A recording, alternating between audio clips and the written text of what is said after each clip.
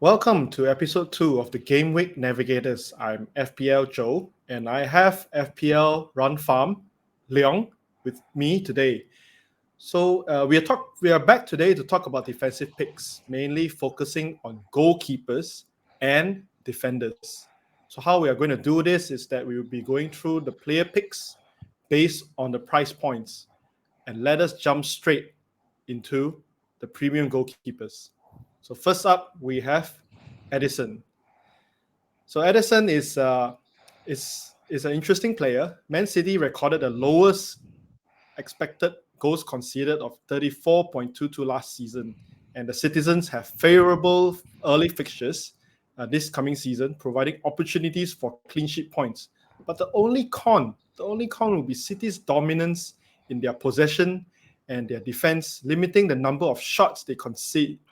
So thus resulting in fewer opportunities in save points for Edison, as we all know well towards the back end of last season. So I would say tread with caution, but nonetheless, it's Man City, and he's still a decent pick. Yeah, before we go to next keeper, maybe I just want to comment a bit on Edison. So I've actually owned him for around maybe 90% of my team last season, and chose to stick with him despite him keep on conceding late goals. So I think a lot of people will be very cautious in picking Edison this season, even though we have Yep. City's good defensive record. So we'll see whether he can improve on his score this season. Okay, so we go to the next keeper. Yeah, next keeper will be Nick Pope. Nick Pope, yeah. So as a Newcastle fan, of course, I have to start with recommending a Newcastle goalkeeper. So as you can see, Nick Pope's price has increased from 5.0 to 5.5 this season. So which is make him the highest price keeper together with Addison and Allison, I think. So we look at his scores over past 5 seasons, including his scores with Burnley, and we can see that he averages around 150 and scored consistently. His lowest score is actually 130 in these 5 seasons, so he's actually a very consistent starter and also consistent contributor in terms of points. And in terms of clean sheets as well, he kept 14 clean sheets, which is just behind David De Gea, as we know, has left Manchester United, so he's currently the highest clean sheet holder. And in terms of saving penalties, he actually have a good record and joined second highest in terms of penalty saving. However, if we look at Newcastle's fixtures, yeah, look at Newcastle's fixtures this season. We have a tough start. We start with home with Aston Villa, which I think Pope is a good choice. But after that, we continue to away to Man City, home to Liverpool, and away to Brighton, which are three of the very attacking teams and likely to score goals. So this might scare people away a bit in starting with Pope. But if Pope can, I believe if Pope can do well in the early matches, then maybe starting from game week 5 or 6, people will start bringing him in. Yeah. So the next goalkeeper. The next goalkeeper, I think we're going to talk about Alisson of Liverpool. Uh, those who watch the matches know that Alisson saved Liverpool counters of matches with some tremendous saves last season. So that makes him, in terms of FPL, he's a BPF's monster, finishing as the highest ranked player, as the highest BPS of all goalkeepers last season. And Liverpool is ranked third in terms of shots conceded, meaning they concede a lot of shots with an expected goal conceded of 60.23. However, they only concede 47 goals.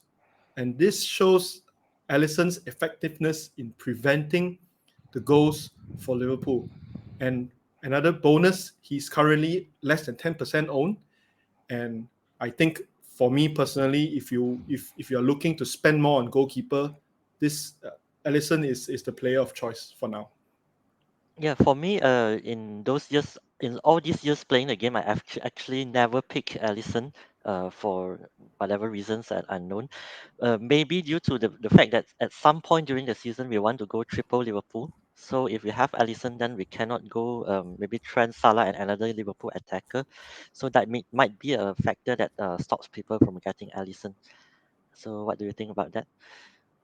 Yeah, I mean, because Liverpool players usually people go for the Yeah, attackers like Trent or Salah and some other player, but we see last season, Alisson he's a consistent pick. He's nailed, and he's always there for Liverpool. And I think as far as goalkeeper goes, he's not a bad pick. So yeah, so now next we're going to look at Aaron Ramsdale, which is okay. currently I think should be the highest owned goalkeeper in FPL. Uh, it's not without its merits. If you look at Arsenal's favorable early fixtures, uh, they have one of the better fixtures of all the teams. As you look, they have the first game against Forest, then away to Palace, and then at home to Fulham. So these favorable fixtures, they provide opportunities for clean sheets and potential save points, as well as the return of Saliba, and also Saliba signing a new contract. You know, stamps his future in Liverpool in Arsenal. Sorry, and the signing of Declan Rice. This will definitely add more in terms of their defense, and will also enhance their performance. And in turn, it helps Aaron Ramsdale getting more clean sheets. And Arsenal ranked the fourth in terms of the numbers of goals conceded last season. And that's also with a long injury of Saliba. So I can see their defense to improve this coming season with the addition of Saliba and Declan Rice. Yeah, I think in terms of price, definitely a bit surprised that Ramsdale is priced at 5 instead of 5.5, which I expected, which is why a lot of people chose to go there because they Yep. don't want to spend 5.5 on their premium goalkeepers, especially with Haaland's price increase season. We have to control our budget properly. So maybe we'll look at the next option at 5.0, which is yeah, this guy Emi Martinez. Of course, we know that he won the World Cup with Argentina and also the Golden Glove. So he's some people might not like his on pitch and off pitch antics. I think might piss a lot of people off. But if you look at the points wise, he has been averaging 150 points over the last 3 seasons, so a very consistent performer and also a very good penalty savers. Actually, if you look at his career's penalty saving stats, he actually saved around 25-26% of the penalties. So if Mhm. Villa concede a penalty, definitely you can bet on him in getting the save points. Also, in terms of Villa's defense, we can see that it's quite bad under Gerrard, but after Emery took over, it actually have improved. They don't improve straight away; they improve gradually. We can see that in the last 6 games, they actually conceded just 9 big chances. So whether they can carry these defensive forms in the new season is vital in us whether we want to choose Martinez or not. So, Yep. any other 5.0 keepers that you consider, Joe? Personally, I would probably prefer 4.5 Yeah. goalkeepers, which is why we're going to go to the next one.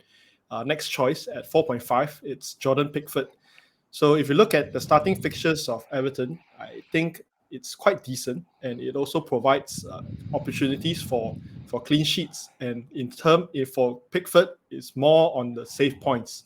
So if you look at Everton's first game is home to Fulham, second game away to Villa, and then after that home to Wolves and away to Sheffield United. So with Sean Dyche's first full season at Everton, and this is his first preseason at Everton. So I'm pretty sure as a manager, I think looking at Everton's performance last season with his defensive record, the manager would want to to bolster or would want to train in terms of defense, and hopefully this helps Pickford as well. And he's also has been proven a reliable shot stopper in the past. He finished last season as the third highest number of saves. So that means there's a lot of save points, potential save points as well in Pickford. So which is why currently he is in my draft, Jordan Pickford. Yeah, Um, just a quick question for you, Joe. So if yep. you are just unrelated FPL question, if you are England manager now, who would you pick as your first choice goalkeeper? Pickford, Pope, or Ramsdale? Personally, I would say I would pick Pope because I can see him being more consistent and basically playing for a stronger team, a Champions League team, and so for me, my first choice would probably be Pope, Yeah, but as if Pickford I'm is a, currently Southgate's favorite, so I think it's hard to remove him from that spot for a few years from now. So we look at how about what are the other 4.5 keepers that you fancy? So I have a choice here, which is the next one that I'll show. Okay, so Leno. Okay, Mhm. if you see that a lot people thinks that Leno plays for a Fulham team, which is not on paper is not strong on defense, so it'll concede a lot of goals, a lot of shots. But if you look at the stats, actually have his rank in second on total number of save and also save points, which means that even though they concede a lot of shots, this actually benefits Leno because he'll get a lot of save points from that. And also he made the most save in the box, which is, means that he's really strong in one-on-one situations, the strongest among all the keepers actually. And also in terms of bonus points, we can see that it's actually just behind Allison and Raya, and we are not sure now that Raya is staying in Brentford or not. So just based on the save points and total number of save and the bonus points alone, maybe Leno can be a good choice. However, Mhm. this all depends on how well Fulham's defense is set this year, whether they can maintain the form last season or they get even worse. So it all depends on that, I think. Yep. So yeah, so I think that's about it for the goalkeepers that we are going to discuss today. Uh, any 4.0 million goalkeepers that you fancy at the moment? I think the only one that we can consider is maybe Areola, because rumors going around saying Fabianski might be moved to second choice and reserved for more for some cup games or maybe some European games.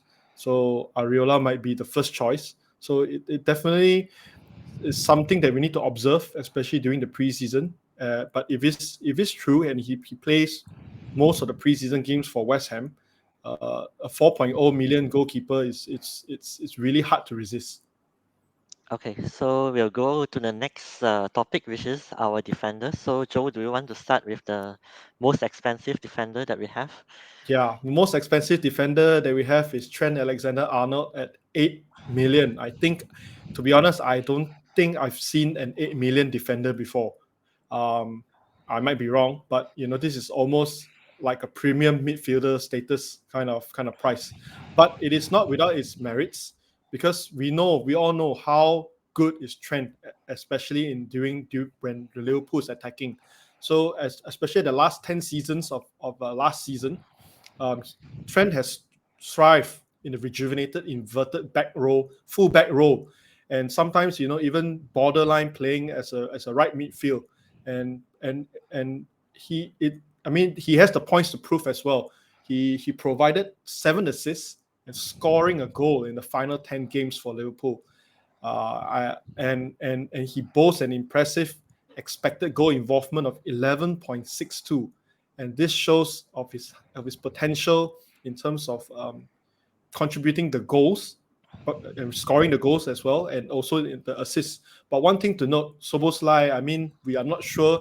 This is something that we can see during preseason. How will he slot in into the Liverpool team?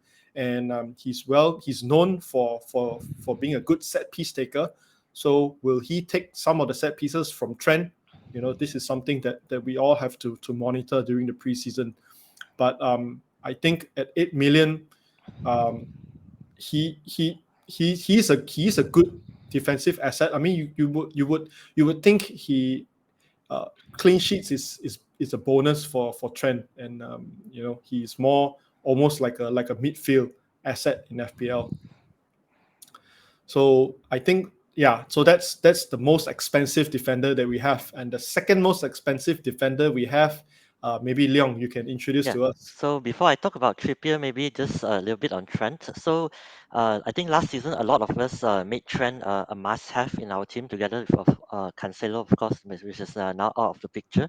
Yep. So, but Trent started badly, maybe due to Liverpool leaking a lot of goals and them Hmm. missing the clean sheet points. And then, if you look at eye test wise, he might be a liability in terms of defense for Liverpool because you can see he's at fault for a lot of Liverpool's goals. So that actually made a lot of people move away from and sell Trent. And towards the end of the season, in his new role, then people start buying him in. So it's interesting to see whether he continues in this new role in the new season. So if yes, I think he'll be a very good option. So we look at the next defender again, another Newcastle defender. So Trippier, surprisingly, the current ownership is at 33.9%, which I actually expected it to be lower due to Newcastle's tough fixtures at the beginning, and also due to his price rise from I think 5 million last season to currently Mm-hmm. 6.5, so the second highest price defender in the game. But I think the pricing is justified because he's the top scoring defender last season, almost hitting 200 points, just 2 points shy with 198 points.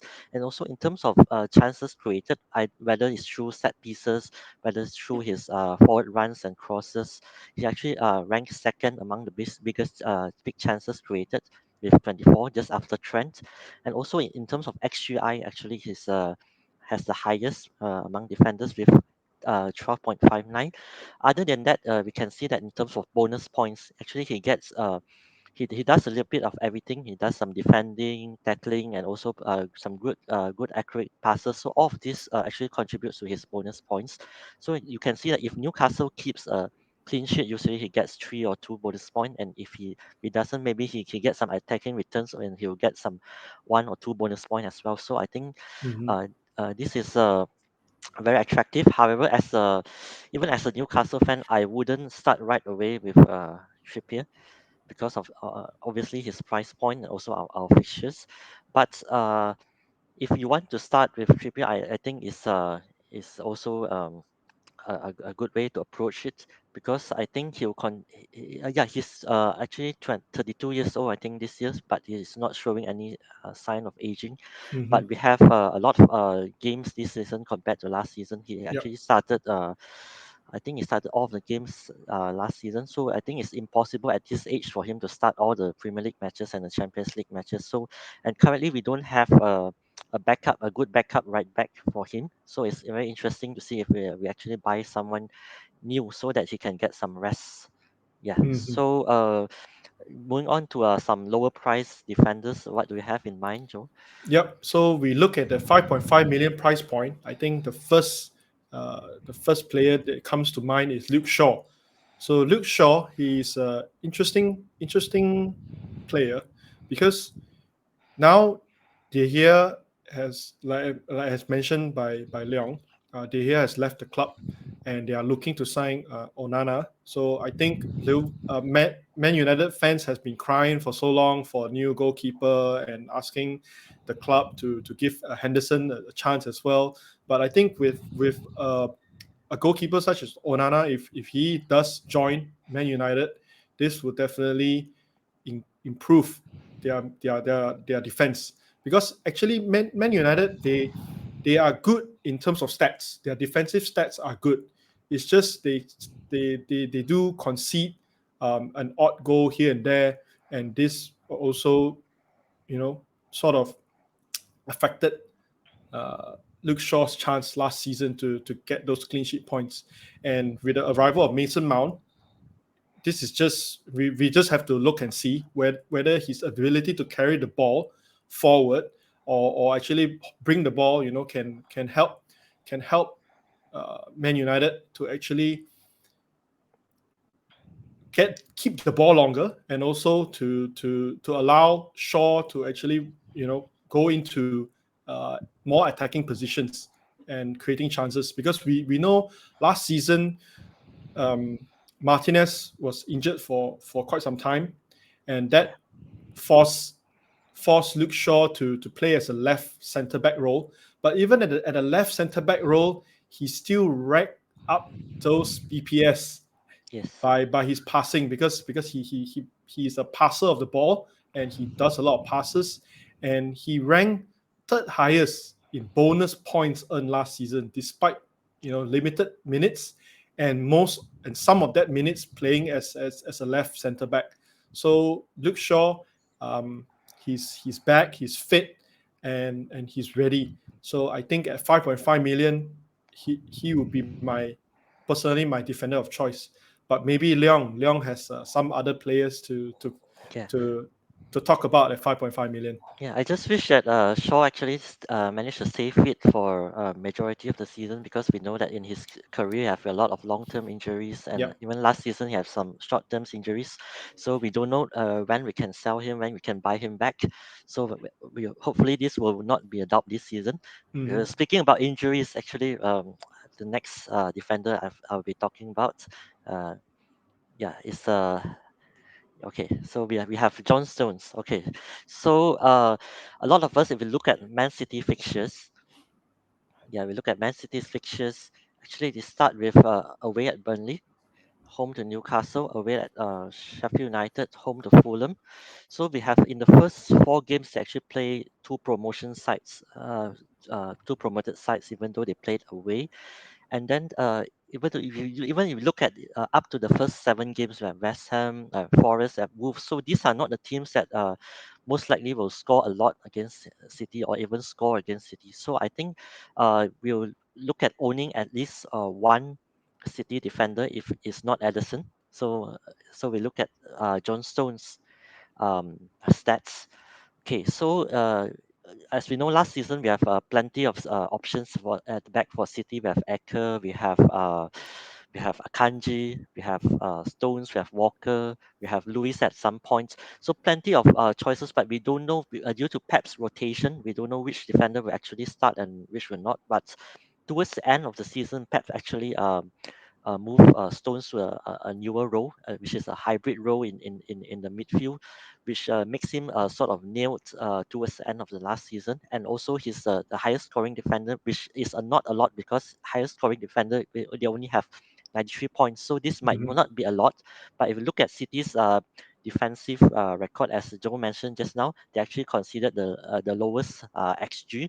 So again, it's very tempting to own one of City's defender. So um, we look at his attacking stats. He might not be the best attacker, which used to be Cancelo, but now I don't see any obvious attacker among City defenders. But we look at in terms of eye test, we can see that in set pieces, Stones actually get into a lot of dangerous and the right positions in a lot of times, which leads to his two goals and assists in the last season, and also a lot of big chances, which is ranked the top among City's defenders.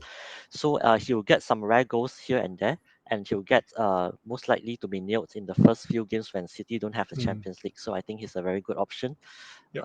Yeah, what do you have in mind in other defenders, Joe?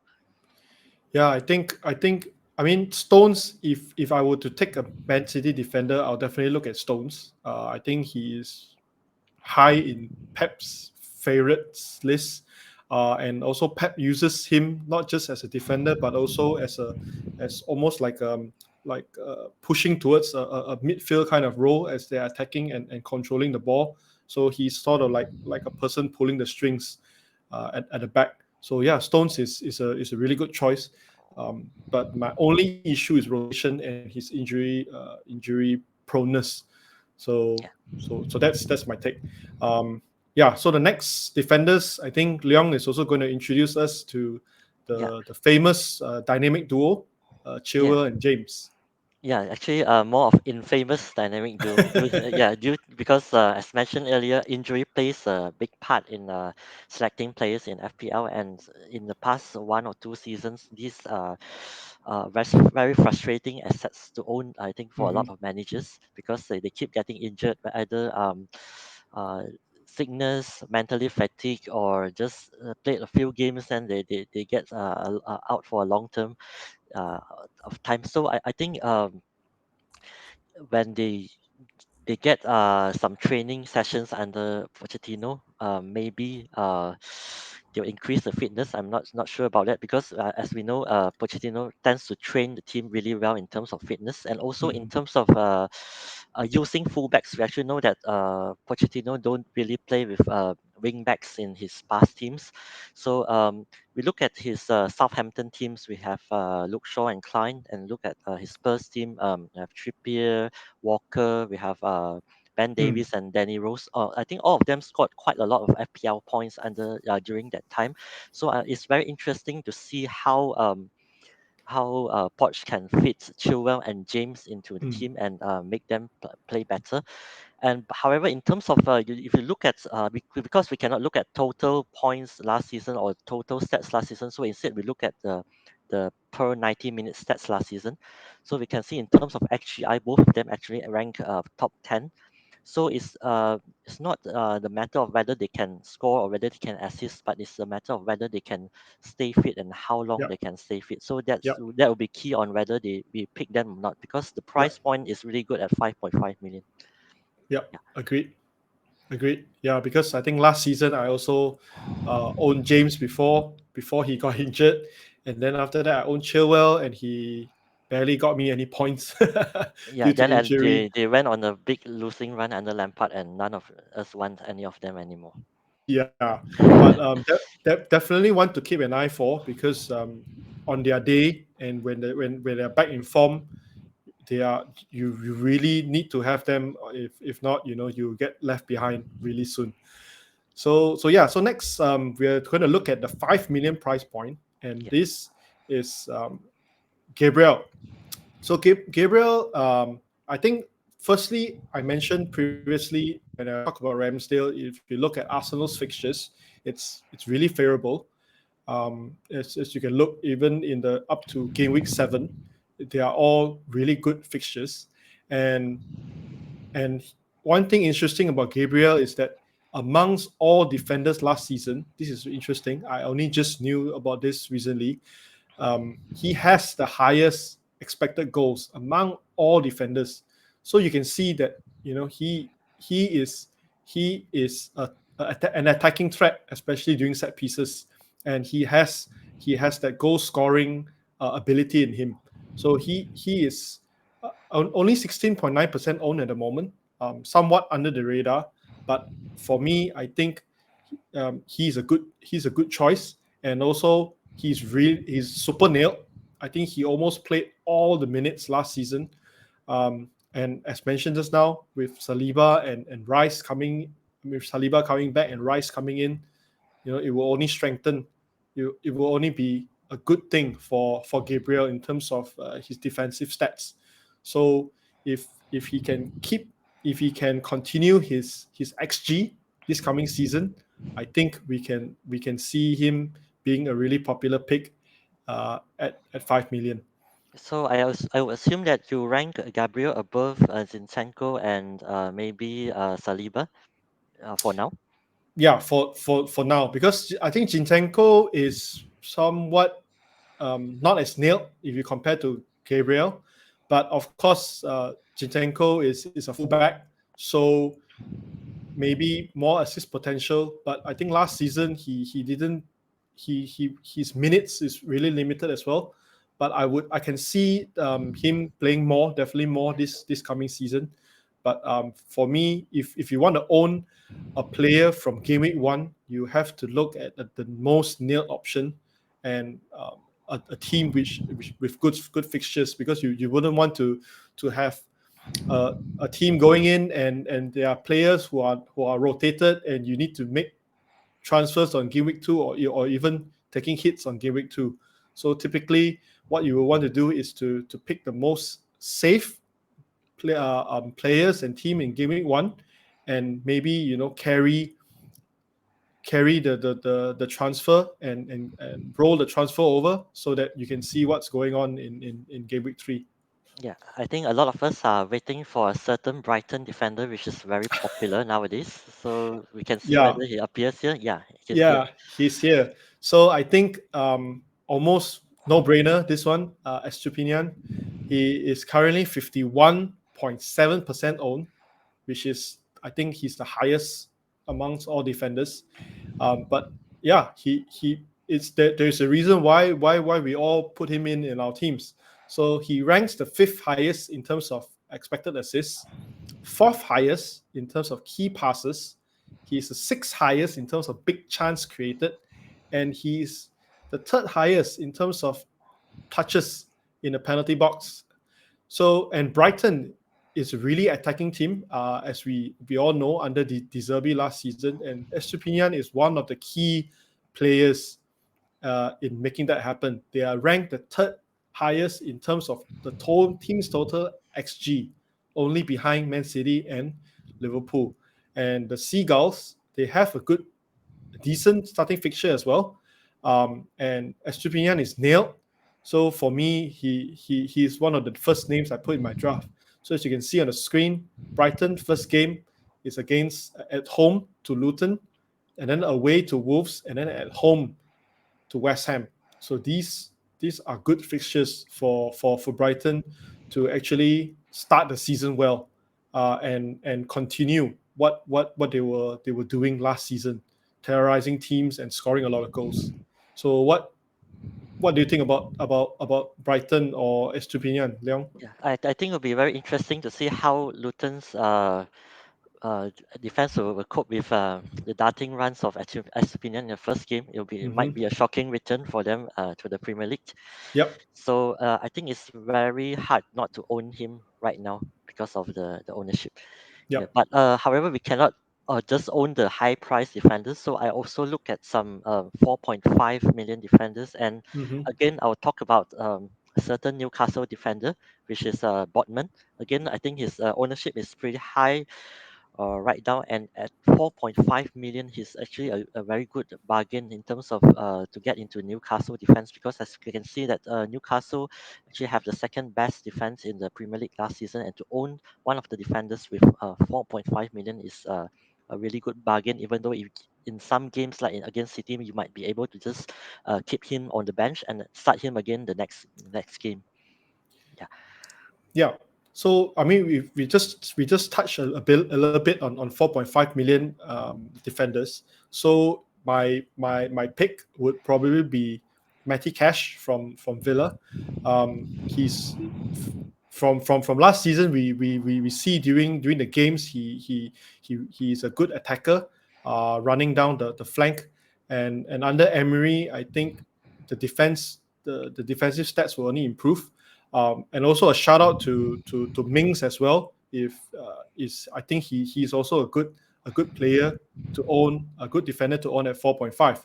But something interesting is that in my latest drafts, I opted without any 4.5 players because in fact I have two 4 million defenders in my current team.